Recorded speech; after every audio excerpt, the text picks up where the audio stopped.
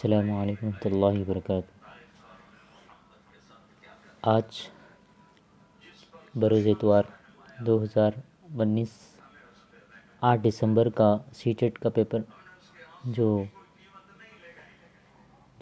بچے لینگویج 1 لیے ہیں ان کے لیے یہ ہے۔ پہلا جو سوال تھا، خلا سے مراد کون سی جگہ ہے؟ تو اس کا صحیح آنسر ہے وہ جگہ جہاں ہوا سے خالی ہو۔ چاند سے لائی گئی مٹی پتھروں سے کیا پتہ چلا؟ چاند پر کسی قسم کی زندگی نہیں۔ تصویر کی جمع تصاویر ہوتا ہے۔ زمین کا متضاد آسمان ہے۔ اس کے بعد جو آنسر سوال ہے، سائنسی دور میں کون سا کام کافی بڑھ گیا؟ چاند کی زمین پر تحقیق کا کام۔ سائنسدانوں کے خیال میں چاند میں کیا نہیں ہے؟ حرارت ہے، نہ روشنی، نہ آکسیجن، نہ نباتات۔ 97واں سوال، چاند سورج کی روشنی کیسے منعکس کرتا ہے؟ آئینے کی طرح۔ سوال نمبر 98، چاند زمین کے گرد کس مدار میں گھومتا ہے؟ بیضوی مدار میں۔ سوال نمبر 99، چاند کا ہمیں کون سا حصہ نظر آتا ہے جس پر پورے طور پر سورج کی روشنی پڑتی ہے؟ پھر اس کے بعد ہدایت دی گئی، نیچے دیے ہوئے شاعری حصے کو پڑھیے اور دیے گئے متبادل میں سے کسی ایک مناسب ترین متبادل انتخاب کیجیے۔ تو یہاں پر جو آپ کو یہاں اشعار جو دی گئے ہیں، درد منت کشے دوا نہ ہوا، میں نہ اچھا ہوا برا نہ ہوا، جمع کرتے ہو کیوں رقیبوں کو، ایک تماشا ہوا گلہ نہ ہوا، ہے خبر گرم ان کے آنے کی، آج ہی گھر میں بوریا نہ ہوا، کیا وہ نمرود کی خدائی تھی، بندگی میں میرا بھلا نہ ہوا، جان تھا وہ، اس لیے یہاں پہ غلط ہو گیا، جان دی ہوئی اسی کی تھی، حق تو یہ ہے کہ حق ادا نہ ہوا۔ یہ غالب کے اشعار ہیں ان کی غزل سے۔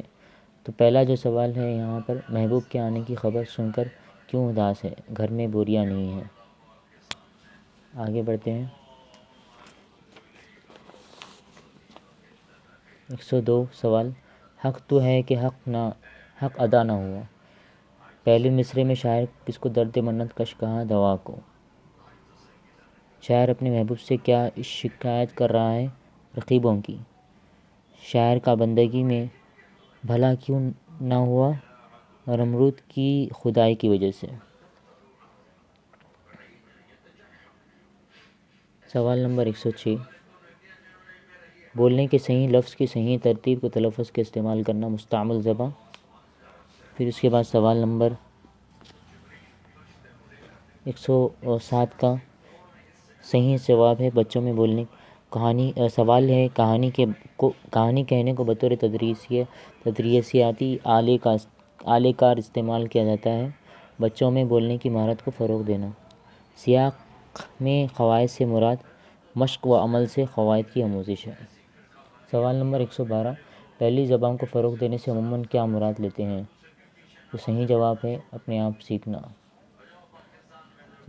سوال نمبر 113، پہلی جماعت کے استاد کی کلاس میں مختلف مادری زبان بولنے والے بچے ہیں، استاد ان بچوں سے مختلف مادری زبانوں میں آداب و تسلیم کے تبادلے کے لیے کہتا ہے، اس طرح طلباء روز مختلف زبانوں کے نئے الفاظ سے متعارف ہوتے ہیں، اس طرح استاد کیا حکمت عملی اختیار کرتے ہیں؟ کثر لسانی بطور ماخذ۔ سوال نمبر 114، درج ذیل میں سے کون آموزگار کو زبان سے متعارف کرانے کا مثالی طریقہ نہیں ہے؟ نظم اور گانے۔ سوال نمبر 109، درج ذیل میں سے کون مطالعے کی مہارت نہیں ہے؟ تحقیق کا خاکہ تیار کرنا۔ تو اس کا صحیح جواب جو تھا، کسی پروگرام کا ایجنٹ تحریر کرنا، یہ اس کا صحیح جواب ہے۔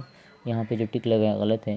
درج ذیل میں سے کون سے مطالعے کی مہارت نہیں ہے؟ تو مطالعہ تحقیق میں بھی ہوگا، لیکچر کے دوران لیکچر جو سنیں گے پھر سن کے لکھیں گے، پڑھیں گے پھر۔ یہاں پہ تحقیق میں کیا ہوتا ہے، آبزرو مشاہدہ کر کے لکھا جاتا ہے۔ تو کسی پروگرام کا ایجنٹ تحریر کرنا، شاید میرے خیال سے تو یہی ہونا چاہیے۔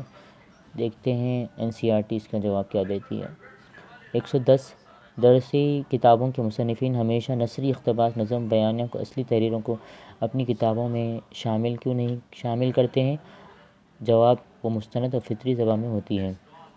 سوال نمبر 111، درج ذیل میں کام کو کیا کہتے ہیں؟ استاد اپنی رفتار سے متن کو پڑھ کر سناتا ہے اور آموزگار گروپ میں جلدی کچھ نکات لکھتے ہیں، پھر بعد میں متن کی دوبارہ تشکیل کرتے ہیں، جس کو باہمی املا کہتے ہیں۔